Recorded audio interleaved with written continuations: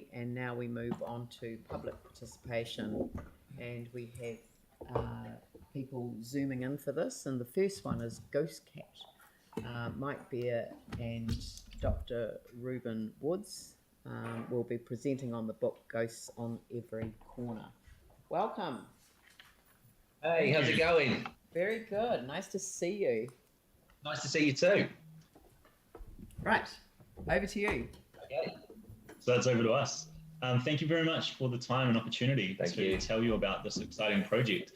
I'm Ruben Woods, and this is Mike Bear, aka Ghost Cat. Hey. And we are working with Jenna Ingram from Fixate Gallery in Sydney on a really exciting project that we're really proud to present about today, and that is Ghosts on Every Corner. Ghosts on Every Corner is a concept that has grown out of Mike's work as a miniature scratch builder for the last few years. Mike has been producing these amazing miniature rebuilds of iconic parts of the city. Earlier this year, his exhibition Shadowtown at Fixate Gallery drew massive crowds, really, really great reactions. People were just fascinated with these builds, things like recreations of the iconic volcano in Littleton, corner dairies, nightclubs, various places around the city.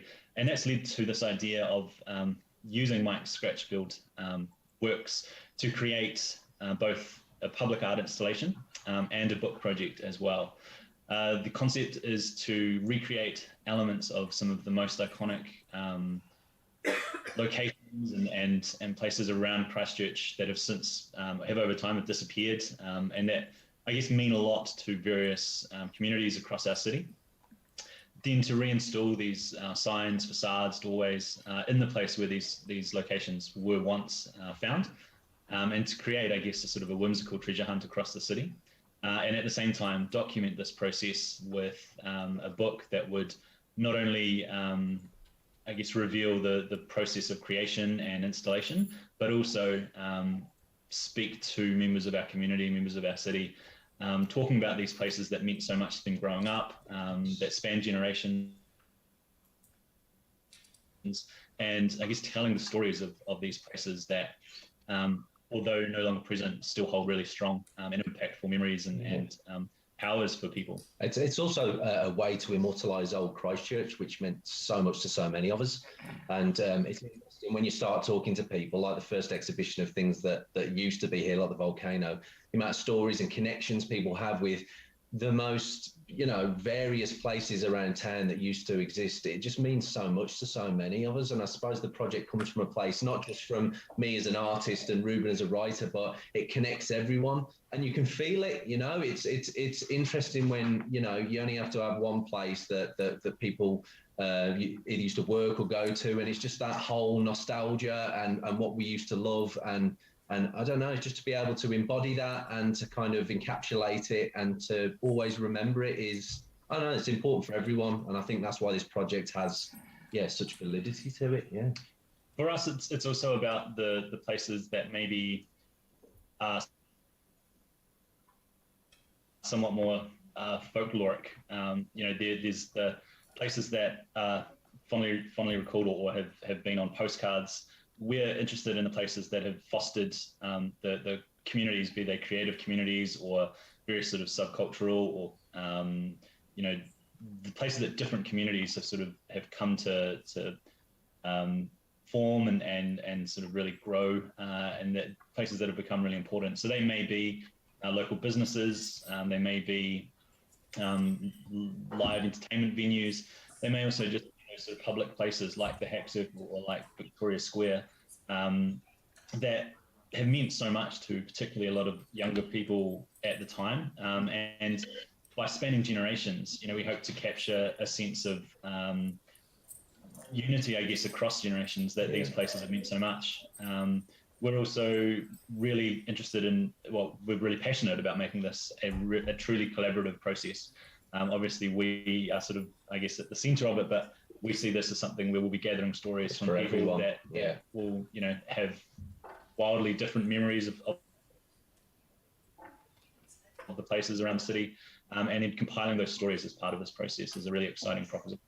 Yeah, I think also having something that, again, the book is great because it's almost like leaving a legacy behind for the next generation to see how Christchurch used to be. But I also think the idea of an installation where people can go around the city and they're in the exact location where they used to exist. I think we'd spoke to Kiri at the council and they really love this idea, and maybe like QR coding the signs or the bills so that when you see it in its original location, you get information on it. And it's just, there's lots of aspects. It's art, it's history, it's remembering Christchurch. It embodies a lot of things, and yeah, we're really excited about it.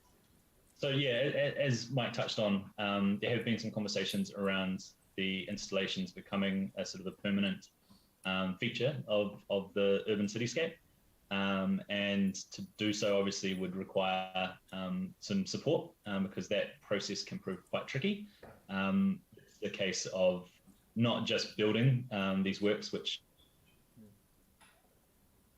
are time consuming and require materials and all those types of things, but also the actual installation, and to ensure that they have a sense of durability will require a fair bit of work to develop that as well. So I guess that's sort of our hope today is not only to raise some more interest in this project, to sort of put some more eyes and ears upon this project, but also to hopefully sort of reach out and see if there are any networks out there for support financially to help sort of bring this to reality, and to create a unique and sort of whimsical and playful element for the city that will, in many ways, I guess, allow us to think about what made Christchurch unique in years gone by, and how that connects to the current city as well, and create a really powerful installation and sort of experience for people. Thank you both very much. You've come to the end of the public participation time, but thank you for bringing this. I mean, it was a very good idea to do this in a public forum because it will raise greater public awareness. You're definitely talking to the right person in terms of Kitty Jardin within the council, and we look forward to hearing more about it over the next wee while. So thank you very much for your presentation this morning. Very powerful. Thank you. Thank you very much. Cheers. Thank you. The next one is the Aotearoa Collective for Public Transport Equity. I've got Julian White, who's joining us this morning regarding a government-funded trial of free transport for students and community service card holders. I assume that you've given this submission this presentation to ECAN as well. Yes, well, to a variety of individual ECAN members, and we're looking for an opportunity to present to ECAN. Great. Well, here's your opportunity to present to us, so far away. Thank you, Tēnā koe, members of council and Mayor Dalziel. I'm speaking on behalf of the Aotearoa Collective for Public Transport Equity. So we're a growing coalition of 50 plus organisations so far, united under the Free Fares campaign. The members include student unions, including Canterbury Student Union, a number of climate change groups, unions, and also organisations that not just have an interest in climate change, but are also interested in reducing poverty, like the Christchurch City Mission, New Zealand Council of Christian Social Services and others, and a lot of other smaller community organisations like the New Brighton Time Bank. As you mentioned, we're calling on the Minister of Transport to implement free public transport for 3 specific groups. We're starting with community service card holders, full and part-time tertiary students, and under 25s. We're making the ask primarily by submitting on the government's emission reduction plan, with consultation open until the 24th of November, and then directly to the Minister of Transport. 21%, I'm sure most of you will know the sorts of figures that I'm going to use, but 21% of New Zealand's emissions come from transport. And so anything that can be done to shift that load to public transport will help. And the Climate Change Commission has proposed, and the government's accepted, that public transport fare reduction is a necessary action to help them meet their emissions reduction targets. So I'm speaking to you specifically today for 2 reasons. One is because we're looking for the support of individual council members to go on a list of supportive council members to go out to media next week. And secondly, to see if there's a council member here who would support a motion to this council so that this council could vote on supporting this as well.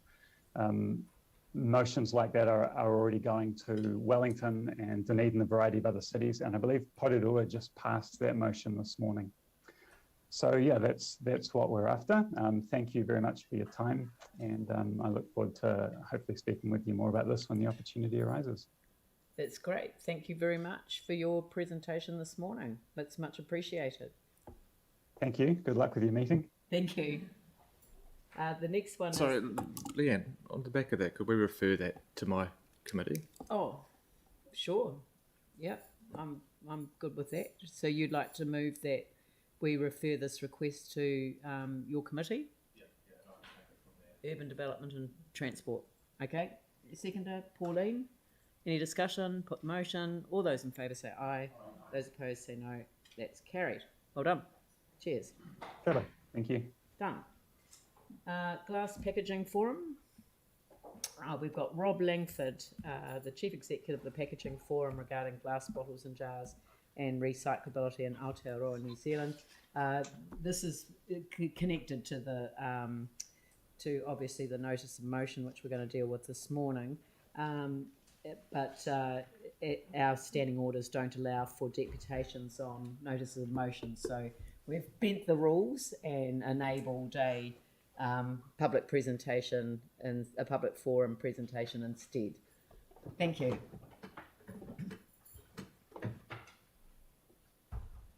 Morning. Good morning. Welcome. Morning. Welcome, Madam Mayor, councillors. Thank you for this opportunity.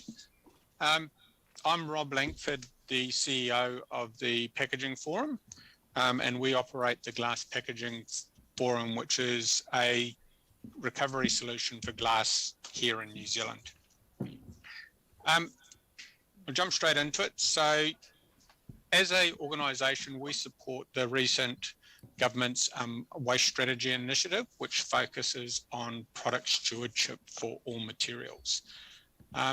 Just to clarify what product stewardship is in simple terms, it's where industry and consumers fairly contribute to the end of life costs. We also recognise that the government is investigating the potential for a CRS, and that outcome is still to be determined by the Minister.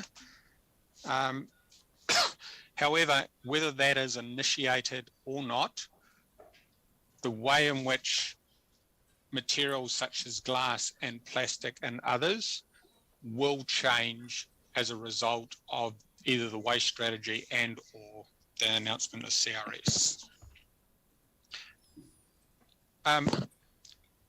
Modern stewardship systems focuses on the delivery of material back to material by material. So in the case of glass, that means it focuses on getting glass back to the furnace and turned into another glass container, rather than focusing on downcycling solutions such as glass to roads.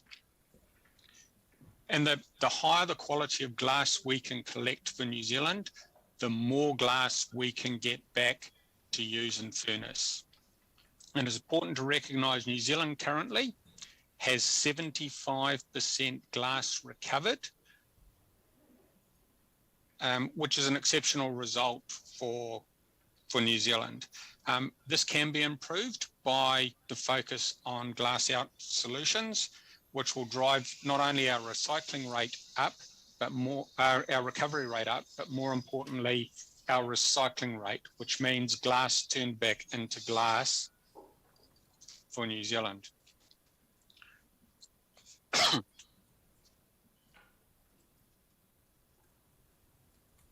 So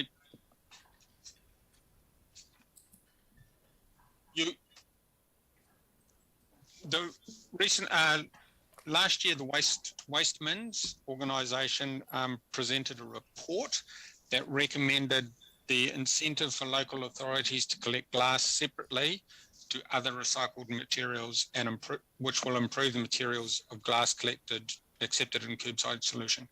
We absolutely support that direction, and the best way to achieve that is by implementing product stewardship schemes, or in this case, announcing glass as a mandatory product. The key challenge of a CRS is that it will create two streams of glass collection, one being the CRS and the second being non-deposit glass remaining in curbside collection. The risk in that glass remaining in that collection system is the further contamination to other materials such as paper, plastic, especially, and that has significant impacts on markets going forward. The contamination levels from our information are currently being reduced for paper globally, and any further contamination that would result in this change will make that more problematic for the paper to be sold at an economic rate. The industry supports mandatory stewardship scheme for glass, and in fact we have actually asked the Minister to mandate glass, as we consider this as the best way forward. And as I reiterated before, this means that industry will be responsible for paying a fair price for the whole life cycle of glass. I'm just worried about the time. Can you just do the last slide perhaps? And Yep. If you just whip into the last slide. Yep. So I'll very quickly summarize this one. So we absolutely support your direction for a glass out solution. And more importantly, we have information that shows that your glass will be available to go back furnace to furnace, which is the best outcome for glass for New Zealand, both environmentally and from a climate change perspective. And lastly, we understand you have a 16.8 investment in Eco Central, and we understand that's to improve plastic and paper recovery. That's right. The removal of glass will only enhance the quality of those materials and the value to the council going forward. Yep. So in summary, we support a glass separated collection because it not only increases the quality and the usability of glass back to furnace, but all your other materials as well. Look, thank you very much, and that's an incredibly helpful and positive submission, so we really appreciate you going to all the trouble. Sorry it's by Zoom, it would have been good to see you in person, but it's been very well received here, so thank you very much. Thank you. Thank you. Right,